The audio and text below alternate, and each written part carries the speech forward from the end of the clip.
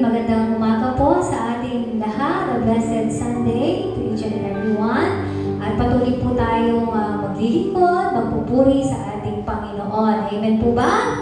Praise the Lord. Hallelujah! Tayo po ay handa na umawi sa ating Panginoon. Tayo magpuri, magbigay ng pasasalamat sa Kanya. Hallelujah! Amen!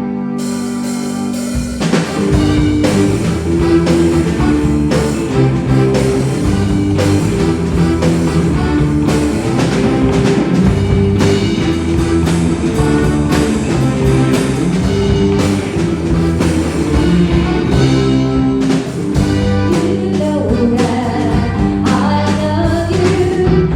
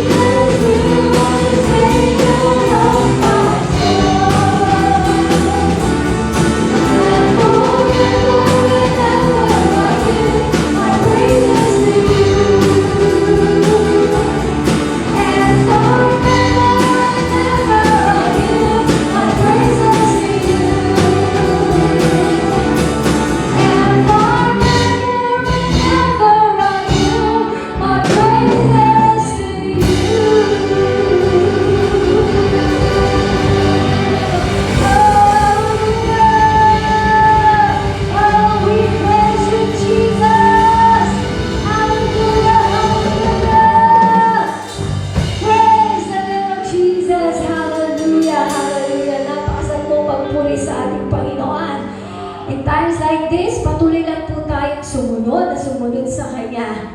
Amen? Let me just read Deuteronomy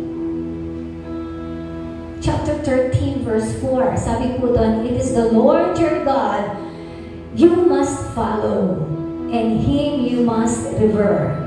Keep His commands and obey Him. Serve Him and hold fast to Him. Sabi, hold fast to Him. Patuloy lang po tayong kumapit sa ating Panginoon. Even in good or bad situation, patuloy pa rin na paglikuran natin ang Diyos. Huwag natin tignan kung anong mga negatibo, anong bagay. We as Christians should follow the Lord Jesus. Amen. With all our hearts, with all our soul, our mind. Hallelujah. Let's keep on worshiping the Lord with all our hearts. Hallelujah. Indeed, Christ is enough for me. Christ is enough for us. Hallelujah. Bless your name. Bless your name, O God. Hallelujah. Hallelujah.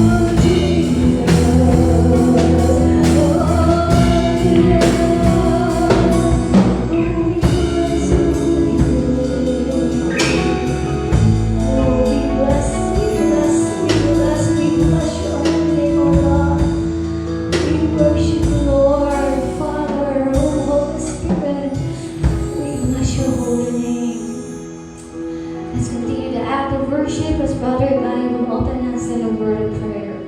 Hallelujah, hallelujah, Lord God. Maraming salamat muli, Panginoon, sa panibagong umaga, Lord God, panibagong araw na aming haharapin, Lord God. And maraming salamat, Lord God, dahil pinalik mo kami, aming puso't isipan, Lord God, sa live stream na ito, Lord God. And I pray, Father, Lord God, sa lahat ng mga nakikinig ngayong umagang ito, and sa lahat ng handang ang mag-worship sa Lord God, at magandang magbigay ng oras, Lord God, para sa Lord. Hindi nagiging madali ang aming mga buhay, bagamat ang iba sa amin ay nawawalan na rin ng oras, Lord God, para makapagdasal sa inyo, makapag-worship sa inyo. But still, gumagawa ka ng paraan, Lord God, para kami makapagbigay ng pasasalamat, Lord God, sa lahat ng ginagawa mo sa aming mga buhay. Tunay nga, Lord God, na ikaw ay mabuti sa aming buhay, hindi ka nagbabago sa amin, Lord God, at patuloy lamang na itinutupad mo ang mga pangako mo para sa amin, Lord God. Lord, I pray for our service sa aming mensahe, sa offering, Lord God, sa lahat ng inupang gagawin, Lord God, sa araw na ito. I declare victory and I declare blessings toward the family of God, Lord God. As we glorify you, and this we pray in Jesus' name. Amen. Praise the Lord. Hallelujah. Hallelujah.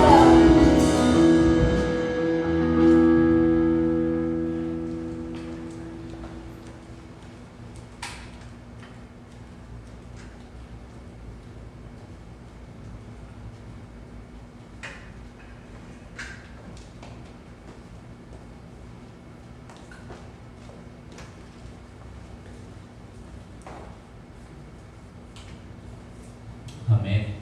Thank you, praise and worship team, for leading us in our worship this morning. Amen. Hope ang bawat isa ay naging pagpapala ang pag-awit niya sa Panginoon. Sige po.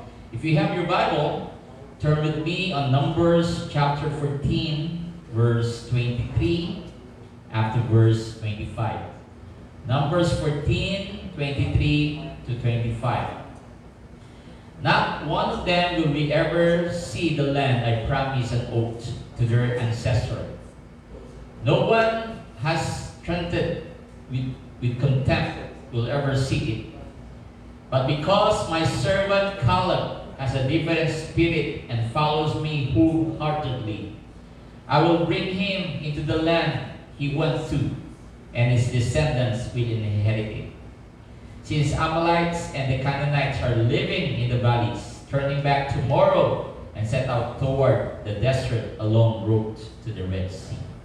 May God bless the reading of His Word. Amen. Again, let's lift our hands po sa ating paglapit sa Panginoon ngayong umaga. Amang banal, salamat. At Ikaw ang dahilan ng buhay. Ito po ang huling linggo ng Agosto. Nagpapasalamat po kami. Bagamat ang ibang lugar sa amin ay lockdown, ang iba ay naka-quarantine, naniniwala po kaming nandito ka, kasama ka namin kahit wala pa pong gawain. Karamihan ay live stream pa rin po, pero salamat. At nandyan ang iyong banal na spirito para magpalakas sa bawat isa. Sa pangalan ni Jesus, sa lahat po na anak niya magsabi, Amen. Amen. Palakpakan nga natin ang Panginoon. Amen. Everybody, woo! Thank you, Lord. Praise God. Our topic for this Sunday is entitled, Caleb followed the Lord fully. Sino ba si Caleb? Isa po siya sa pinadalang mag-spy sa lupang pangako. Now, in my introduction, there were 12 spies po. 12 spy. Kasi po, papalapit at papalapit na po sila sa lupang pangako. Kung lalakarin mo nga daw ang Ehipto hanggang lupang pangako, it will just take you 2 weeks. Pero inabot po ang Israelites ng 40 years. Ang tagal. At dito, nagpadala sila ng 12 spy. Doon, para magtiktik, para mag-spy sa lugar. At sabi dito, inabot sila sa biyahe papunta ng lupang pangako ng 40 days lamang. At pagbalik nila, mayroong good news at may bad news. Ang good news na talaga ang lugar nila, yung lupang pangako, it is in the land of milk and honey. Punong-puno ng prutas, punong-puno ng pagkain. Yun ang good news. Yung bad news, sabi ng 10, yung 2, good news. Yung bad news, yung 10. Ako, sabi nila, mga higante nakatira doon. Para lang tayo mga grasshopper. Ano ba grasshopper sa Tagalog? Tipaklong. O, tipaklong. But God is saying na ang buhay natin kasama natin ang Diyos. Sabihin mo nga sa katabi mo. Sige. Sabihin mo sa katabi mo, kasama natin ang Diyos. Sabihin mo nga, kasama natin ang Diyos. Amen. At dahil kay Lord, ay patuloy po tayo nag-journey sa buhay na ito. Inabot sila for 40 years wandering in the wilderness. 40 years. Ang tagal. 2 linggo lamang dapat yung biyahe niya, pero 40 years. Minsan, yung blessing mo, nung answer prayer mo, dapat nandyan na eh. Pero dahil minsan hindi ka sumusunod, minsan hindi ka nagiging totoo sa Panginoon, kaya tumatagal minsan ang mga answer prayer natin. Now, under it, number 1, what it is to follow the Lord fully. Okay? Ano ba ang gagawin para sumunod sa Panginoon ng lubusan? Alam mo nga sa katabi mo, sige, gisingin mo nga yan. Kung may ginagawa, sabi mo, ano gagawin mo para sumunod ka sa Diyos ng lubusan? Now, sabi sa letter A, under it, to follow Jesus all our days. Sumunod tayo sa ating Panginoon ng buo nating panahon habang nabubuhay. Yung wilderness, para ngayon, lumalakad sila sa desierto, lumalakad sila sa kalaban. Ngayong panahon ng pandemic, ang hirap ng buhay, pero hindi po sila umayaw. Sabi mo sa iyong katabi, walang ayawan. Sige nga, sabi mo yan, walang ayawan. They follow the Lord until Canaan.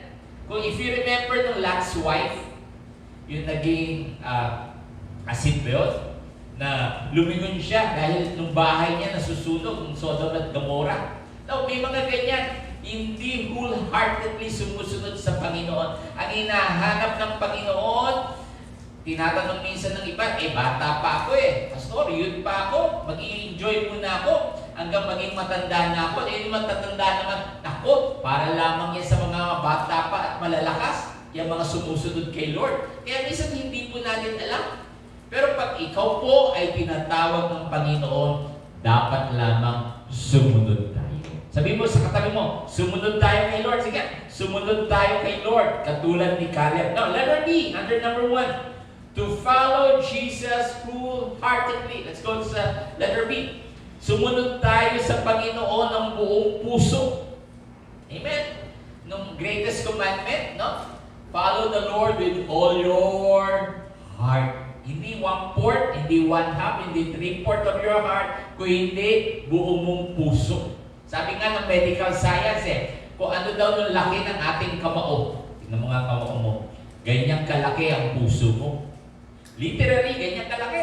Kaya sabi ng Bible, sumunod tayo kay Jesus ng buong mong puso. Yung iba po, nakalulungkot, they want to serve the Lord divided heart. Panglinggo lang si Lord. Minsan nga, ilang oras lang si Lord paglinggo Kaya nung Sabado, nung Lunes hanggang Sabado, kanya. Bahala na sa trabaho, bahala na sa eskwela, bahala na sa barkada. Kaya divided, parang tinadtad na pagkain. Parang sisid. Tadtad.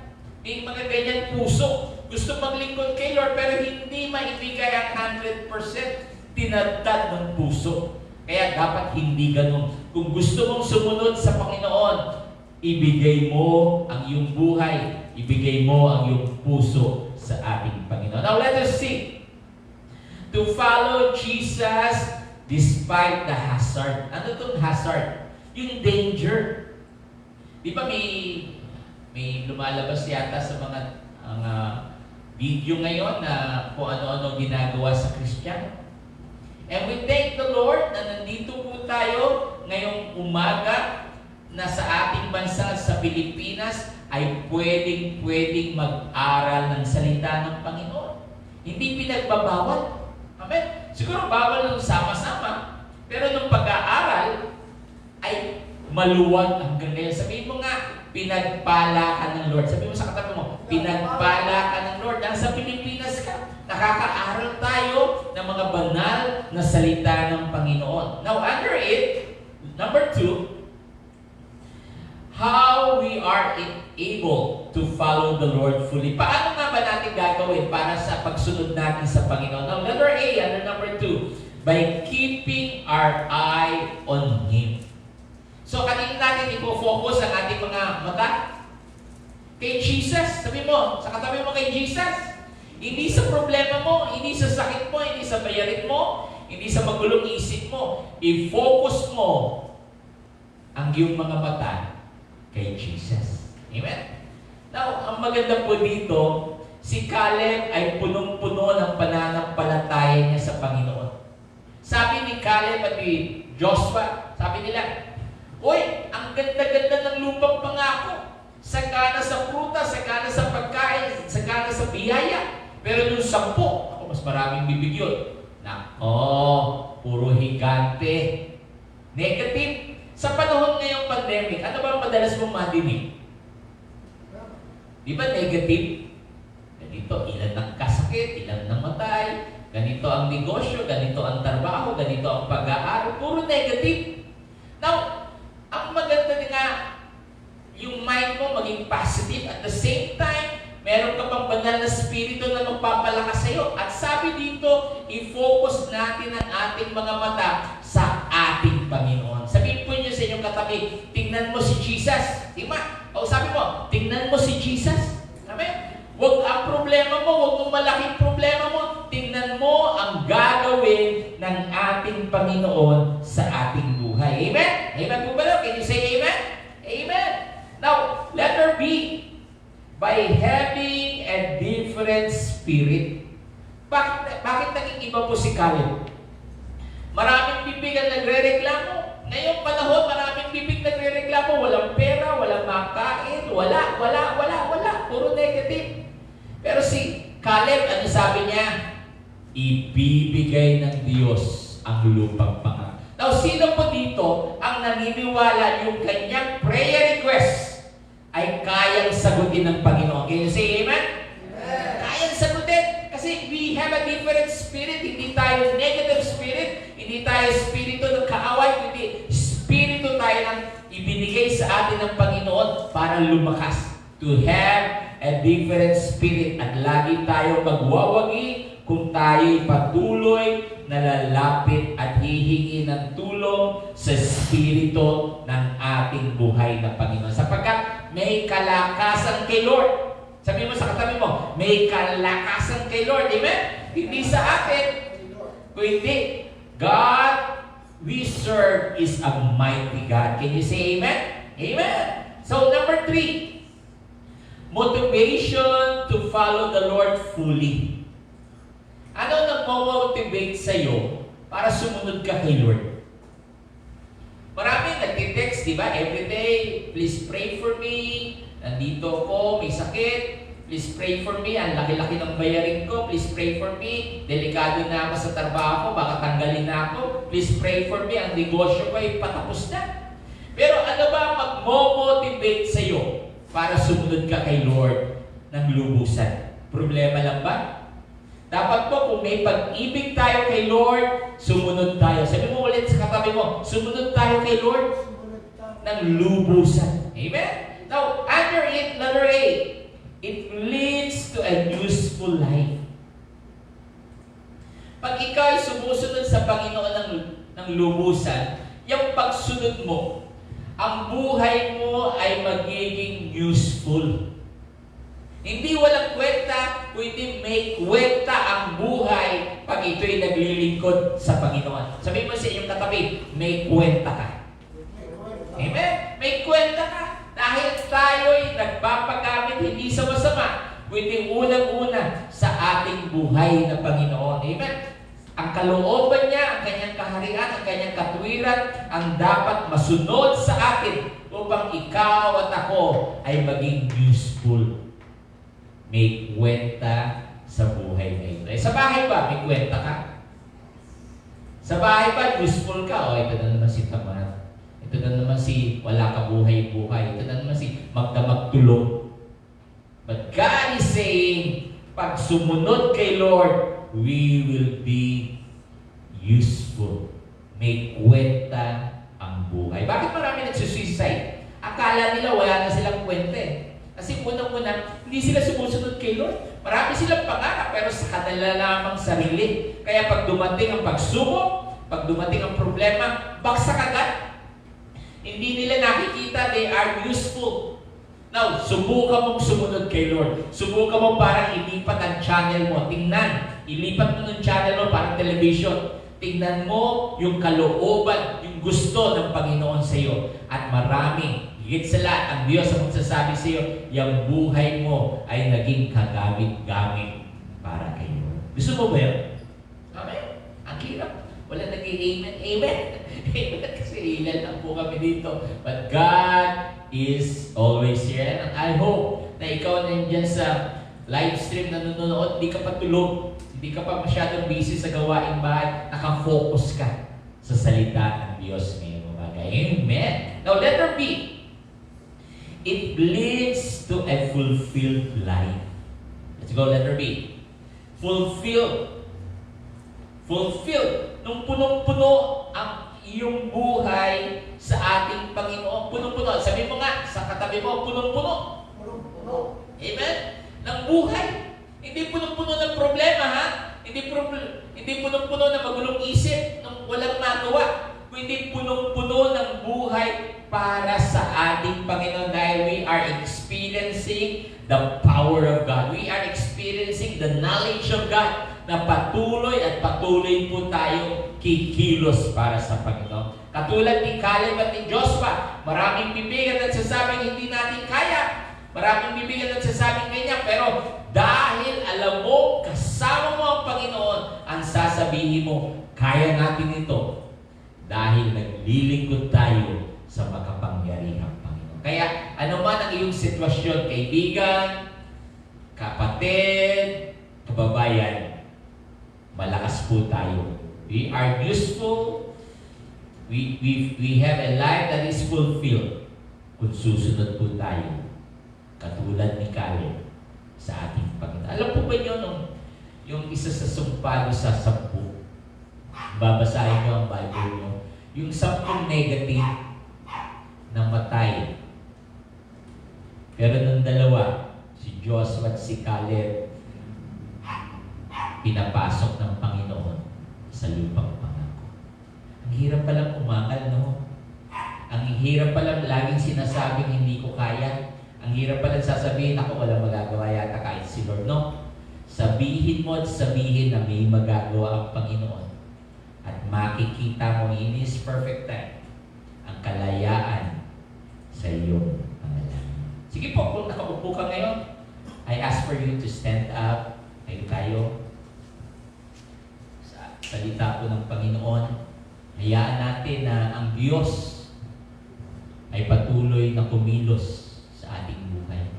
Hallelujah. Hallelujah. Amen. Ano man ang hinaharap mo, ano man ang madalas mong madinig na mga problema sa bahay mo, sa trabaho mo, God is saying, may gagawin at may gagawin ang ating Panginoon. Sige po, itaas mo inyong kamay ngayong umaga at hayaan mo ang pag-ibig ng Diyos ang patuloy mong madama. Amen? Kalakasan ng Panginoon. Kahit yung ibang tao ay hindi ka pinapansin siguro, hindi hanga sa iyo.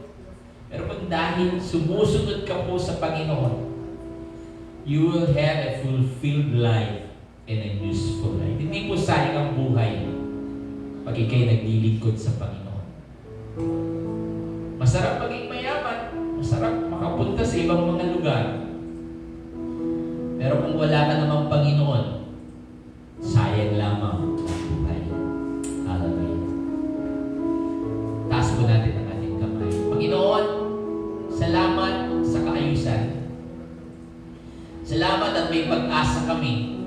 At yung pag-asa na yun ay makakalapit kami sa iyo. Turuan mo kami maging katulad ni Caleb at ni Joshua na hindi tinignan ng malaking gigante o malaking problema. Ang tinignan nila, ibibigay at ibibigay ito ng Panginoon sa kanila. Alisin mo ang espiritu ng discouragement.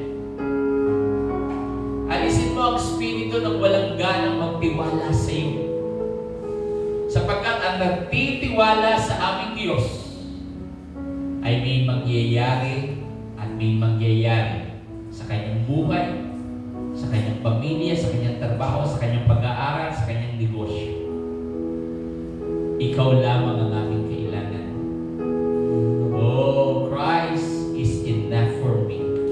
Kaya sa aming paglago, Panginoon, lagi mo ipaalala na lagi kaming humawak, lagi kaming fumocus sa gustong sabihin sa amin ng Panginoon.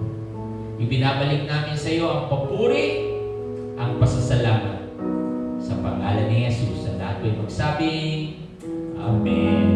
Palakpakan natin ang Panginoon. Amen. So, we will be having our giving, and Brother James will take over, and then afterwards, we'll close us in the word of prayer. God bless you.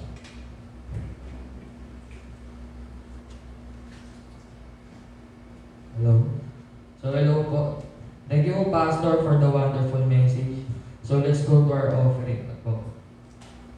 So sa video account po, yung number is 000-630-142-491. And sa Gcash po, kay Jemimo Fresco, 099-897-82760. So, let's start our closing prayer po. Lord, thank you for this day, O Lord, na binigyan niyo kami ng kalakasan, Lord, and sa putong blessing, O Lord, na makapakinig po sa inyo, Lord, kahit po nasa live stream lang po kami, O Lord.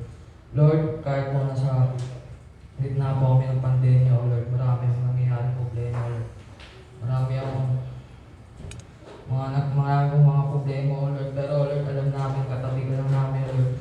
Alam mo namin sa mga naniniwala sa inyo, Lord. Nabibigyan niyo po ng kalakasan, O Lord, for every day that we do, O Lord. Kahit na patong-patong na po ang problema, O Lord. Dahil nga po sa pandemya ito, sa lockdown, O Lord.